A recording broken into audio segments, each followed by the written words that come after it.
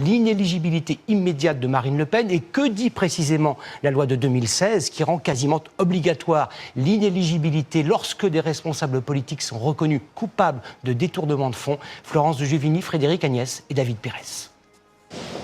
Depuis quelques heures, Marine Le Pen ne peut plus se porter candidate à quelque élection que ce soit. Une peine d'inéligibilité basée sur la loi Sapin de 2016 dans les cas de détournement de fonds publics. Lui a été ajouté un effet immédiat, qu'importe le choix de faire appel. C'est ce qui s'appelle l'exécution provisoire. Ici, ce qu'a considéré le juge, c'est que, étant donné que le parti Rassemblement National et la plupart de ses élus considéraient qu'il n'y avait pas de détournement de fonds, eh bien, il pouvait y avoir un risque de récidive de cette infraction. Y a-t-il des précédents? Sur l'exécution provisoire, oui. Les époux Balkany, condamnés à 10 ans dans une affaire de blanchiment de fraude fiscale, mais avec un enrichissement personnel. Même si aucune affaire n'est comparable, la peine d'inéligibilité n'est pas inédite. Pour Nicolas Sarkozy, en décembre dernier, 3 ans pour corruption et trafic d'influence. 10 ans loin de tout mandat pour François Fillon dans l'affaire des emplois fictifs de son épouse. Un 3e procès doit avoir lieu. Ou encore Jérôme Cahuzac, reconnu coupable de fraude fiscale et de blanchiment. 5 ans d'inéligibilité. Et maintenant, Marine Le Pen fait appel de cette décision. Peut-elle donc espérer se porter candidate à la prochaine élection présidentielle? Entre aujourd'hui et avril 2027, 24 mois. Ce délai est-il suffisant pour tenir un procès en appel? C'est encore possible dans le délai de 2 ans, même si on sait que le délai moyen dans la justice pénale pour un appel, c'est plutôt entre 18 mois et 2 ans. Mais si le juge arrive finalement, eu égard à son flux, à gérer un peu plus vite d'autres affaires et donc à pouvoir instruire le dossier rapidement, faudrait-il encore qu'il ait rendu une décision? Encore faut-il que cette décision en appel soit favorable à Marine Le Pen. Bonsoir Marine Le Pen. Bonsoir. Merci d'avoir accepté notre invitation. Ce midi, on l'a vu, vous avez quitté la salle d'audience avant même la fin du prononcé du jugement, sans savoir quelle était la durée de la période durant laquelle vous ne pourriez pas être inéligible, vous pourriez être inéligible. Pourquoi vous êtes parti comme ça et qu'est-ce qui vous a traversé l'esprit? Parce que j'ai parfaitement compris ce que la présidente expliquait, à savoir qu'elle était en train de rendre une décision qui était une décision politique. La magistrate a assumé très clairement de mettre en œuvre l'exécution provisoire de l'inéligibilité, c'est-à-dire en réalité de rendre mon appel inutile sur ce sujet pour m'empêcher de me présenter et d'être élue, dit-elle, à l'élection présidentielle. C'est donc une décision politique qui était en train d'être rendue. Il ne m'en fallait pas plus, j'avais compris. Mais en quoi une décision est-elle politique? Elle était étayée, il y a 152 pages de jugement. Non. La présidente dit « Je vais rendre votre inéligibilité immédiate, contrairement à l'état de droit. » Parce qu'en France, lorsque vous faites appel, l'appel est suspensif. L'appel annule, en réalité, le jugement de première instance, vous remet dans la situation d'être présumé innocent et l'affaire est rejugée. Ce qu'elle fait là, c'est qu'elle dit « Je vais vous rendre inéligible tout de suite et je le fais précisément pour vous empêcher de pouvoir être élue présidente de la République. » Mais si ça n'est pas une décision politique, je ne sais pas ce que c'est. Politique, donc elle obéit à une consigne, à un ordre, à un climat? Je ne suis pas sûr qu'ils aient besoin de consignes. Donc de manière autonome, elle a décidé la mort politique de Marine Le Pen. Un certain nombre de magistrats, ils n'ont pas besoin de consignes. Donc ce sont ces 3 magistrats. Oui, je crois que l'état de droit a été totalement violé par la décision qui a été rendue. D'abord, parce qu'encore une fois, elle empêche un recours effectif, ce qui est un droit qui est garanti par la Convention européenne des droits de l'homme. Deuxièmement, parce qu'elle considère que le fait de se défendre justifie l'exécution provisoire. C'est-à-dire que les droits de la défense, je le rappelle à ceux qui nous écoutent, c'est précisément le droit de se défendre. Là, on nous dit le fait de vous défendre, le fait de faire état de potentiellement de la prescription qui serait intervenue, eh bien, va faire en sorte que je vais aggraver de manière considérable votre peine au point de vous empêcher de pouvoir être... Mais madame, l'inéligibilité immédiate, elle est prévue par les textes. Vous-même, dans votre programme, 2e point du programme de l'élection présidentielle, vous dites il faut de la fermeté, il faut des peines planchées. On vous applique à vous ce que vous plaidiez hier. Non, monsieur. La loi Sapin 2, contrairement à ce que j'ai entendu beaucoup aujourd'hui, ne s'applique pas à cette affaire. La loi Sapin 2 qui entraîne l'application automatique de l'exécution provisoire à l'inéligibilité a été écartée par la magistrate, car cette loi est postérieure aux faits qui nous sont reprochés. Mais la magistrate... Pas tout à fait. Mais Il y a une vingtaine de jours de recouvrement durant lesquels Non. ce qui vous est reproché a été appliqué. Nous sommes en décembre 2016, Non. Madame Le Pen. Je vous réponds non. Elle l'a expliqué très clairement.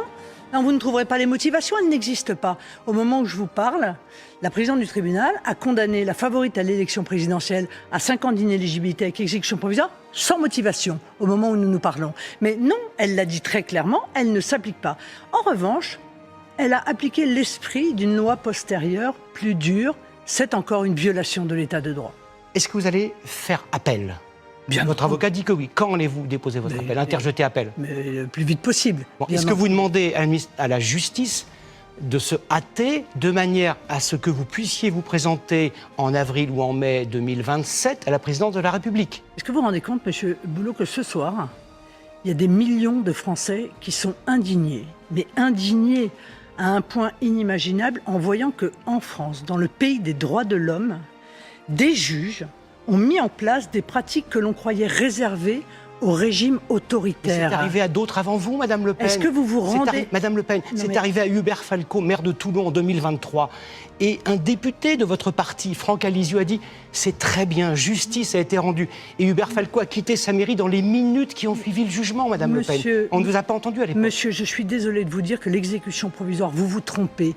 L'exécution provisoire est en général prononcée lorsque les faits ont été commis lors d'un mandat qui est encore détenu par la personne à qui on les reproche. Ça n'est pas mon cas. Et encore une fois, la motivation de la présidente est claire. Je ne veux pas que Marine Le Pen puisse être élue présidente de la République. Rendez-vous compte, le jour funeste, ce lundi 31 mars 2025, le jour funeste que cela représente pour notre démocratie et pour notre pays, où des millions de Français vont être privés par un juge de première instance, sans recours possible, de la candidate qui est aujourd'hui donnée comme étant la favorite de l'élection présidentielle. Mais ça devrait scandaliser objectivement tous ceux qui sont attachés à la démocratie et à l'état de droit. Mais c'est arrivé à d'autres que vous avant. C'est arrivé également. Je suis en train de vous expliquer que la situation. Allez-vous faire appel pour faire prévaloir votre innocence, celle du parti du Rassemblement national en tant que personne morale et des 23 autres personnes condamnées, ou juste pour dire je ne veux pas d'exécution immédiate? Mais je vais faire appel parce que je suis innocente, monsieur Boulot. Et vous êtes tous innocents, le parti et les 23. Mais évidemment que nous sommes tous innocents et nous voulons voir reconnue cette innocence. Et nous considérons que, et je ne suis pas la seule, peut-être les rédacteurs de la loi, voyez, et de la Constitution, que s'il existe la possibilité de faire appel dans notre pays, c'est parce que des juges de première instance peuvent se tromper. Voilà, c'est le principe même de ce qu'on appelle le double degré de juridiction, c'est-à-dire la possibilité de faire rejuger son affaire. Je pense que les juges se sont trompés, je pense même qu'ils ont, encore une fois, fait fi en réalité de toutes les explications qui ont pu être données, car dès les premières heures, je vais vous dire, de ce procès, j'avais compris que nous serions jugés de manière particulièrement partiale. Je ne pensais pas que les magistrats iraient à ce point à l'encontre de notre processus démocratique et s'ingéreraient ainsi dans le choix des Français, parce que soyons bien clairs, je suis éliminé, mais en réalité ce sont des millions de Français dont la voix est éliminée ce soir au moment où nous nous parlons. Pourquoi dites-vous que vous êtes éliminé? Si vous faites appel, vous m'avez dit que vous alliez le faire, et que cet appel vous donne le droit, et vous innocente, vous pourrez en janvier, février 2027... Boulot, encore faut-il que cette Vous n'avez pas décision... confiance dans votre innocence? Non, mais j'ai pas confiance surtout dans la date de l'appel, monsieur Boulot, parce que c'est pas moi qui en ai la maîtrise. Voyez? Mais vous pourriez demander ici publiquement que la justice se hâte. Mais je peux demander ce que je veux, et je le fais ce soir d'ailleurs. Il faut que la justice se hâte. Mais votre journaliste elle-même disait tout à l'heure qu'il faut en général 18 mois à 2 ans. Il sera trop tard. Et imaginez, monsieur Boulot, imaginez que je sois relaxé dans le cadre d'un arrêt de la Cour d'appel postérieurement à une élection présidentielle où je n'aurais pas pu me présenter, quelle sera la légitimité de celui qui sera élu lors de cette élection? Voilà un vrai sujet. Pardon d'entrer dans la technicité du droit. Supposons qu'en appel, pour détournement de fonds, vous soyez, vous et d'autres membres du Rassemblement national, condamnés, mais qu'il n'y ait pas exécution immédiate. Techniquement, vous pourriez tout à fait vous présenter à l'élection présidentielle de 2027. Le ferez-vous, bien que condamné par la justice de votre pays? Évidemment que je le ferai. Donc vous serez condamné en appel, mais vous le ferez. Évidemment que je le ferai, car je considère, encore une fois, que ce procès qui nous a été fait par des adversaires politique et qui est fondé sur des arguments qui ne tiennent pas la route. Il s'agit là d'un désaccord administratif avec le Parlement européen. Il n'y a pas d'enrichissement personnel, il n'y a pas de corruption, il n'y a rien de tout cela. On nous dit juste, vos assistants parlementaires n'auraient pas dû faire de la politique avec vous et auraient dû exclusivement se contenter de faire des lois ou en tout cas aller un peu à Bruxelles. Directives. Ou en tout cas aller un peu à Bruxelles. Non, monsieur le majordome de Jean-Marie Le Pen avait-il le droit d'être payé par les contribuables français? Monsieur Boulot, je vous en supplie, vous ne maîtrisez pas ce sujet. Si, un petit peu. Non, car il y a deux types d'assistants parlementaires. Les assistants parlementaires accrédités qui doivent être à Bruxelles et les assistants parlementaires locaux qui, évidemment, comme leur nom l'indique, doivent être sur le terrain aux côtés des Français. Et c'est à ceux-là que l'on reproche d'avoir fait de la politique. Moi, je suis désolé, mais un assistant parlementaire qui assiste un élu, eh bien, il fait de la politique parce que son élu fait de la politique. Si vous ne pouvez pas vous présenter, qui est un cas de figure que vous évoquiez il y a un instant, est-ce que vous dites, comme le vice-président de votre parti, Louis Alliot, que Jordan Bardella serait le meilleur candidat pour défendre vos idées en 2027? Je veux dire, Jordan Bardella est un atout formidable pour le mouvement, et je le dis depuis longtemps. J'espère que nous n'avons pas à user de cet atout plutôt qu'il n'est nécessaire. Mais en attendant, je suis combative.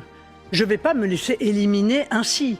Je vais mener les voies de recours que je peux. Il y a un petit chemin, il est certes étroit, mais il existe. Je vais effectivement demander de la manière la plus claire qui soit que la décision d'appel intervienne me permettant d'envisager une candidature à l'élection présidentielle. Moi, je serai toujours à côté des Français. Il y a des millions de Français qui croient en moi. Des millions de Français qui me font confiance. Et je viens leur dire, ça fait 30 ans que je me bats pour vous. Et ça fait 30 ans que je me bats contre l'injustice. Et par conséquent, je vais continuer à le faire. Et je le ferai jusqu'au bout.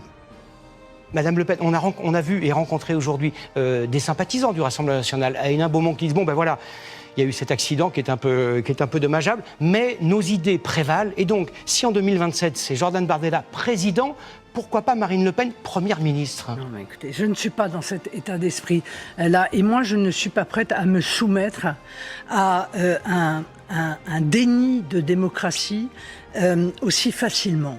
Voilà, il ne faut pas s'habituer à ça. Vous savez, je pense que le général de Gaulle, qui est quand même le père de la Constitution, disait que la Cour suprême, c'est le peuple. La Cour suprême, c'est le peuple. Il a mis aussi en place le Conseil constitutionnel. Aucun juge ne peut décider d'interférer dans une élection aussi importante que l'élection présidentielle, de surcroît, en violant l'état de droit, c'est-à-dire en rendant exécutoire une décision qui, normalement, devrait être suspendue par un appel.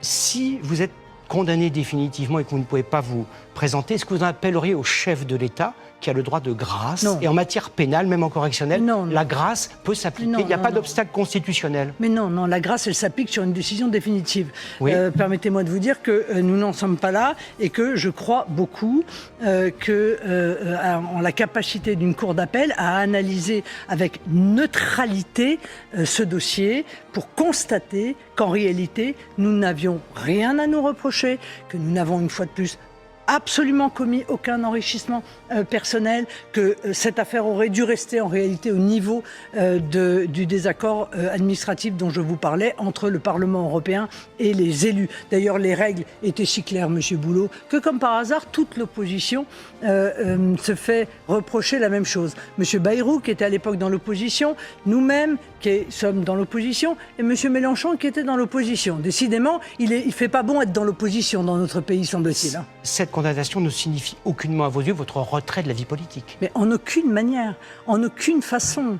Je veux dire, encore une fois, ce sont les électeurs qui, dans une démocratie, décident. Et moi, je viens leur dire ce soir, ne vous inquiétez pas, je ne suis pas démoralisé, je suis comme vous, scandalisé, je suis comme vous, indigné, mais cette indignation, ce sentiment d'injustice est un moteur peut-être supplémentaire au combat que je mène pour eux. Merci Marine Le Pen d'avoir répondu à nos questions.